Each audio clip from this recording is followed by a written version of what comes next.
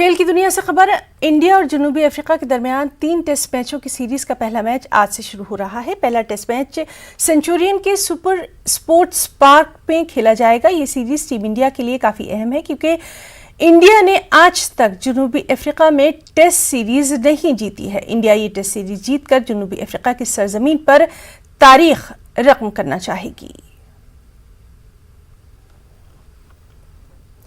Corona وبا کے دوران باہمی امداد اور نثار کا جذبہ مستحکم ہوا ہے. ملک اس وبا سے متحد ہو کر مقابلہ کر رہا ہے. ٹیکہ کاری کے اعلان کے بعد ہم بہتر تعاون کر رہے ہیں جس سے ہم کورونا کو مات دینے کی جانب قدم بڑھا سکیں. نیٹ ورک 18 اس مہم میں ہر قدم پر آپ کے ساتھ رہے گا.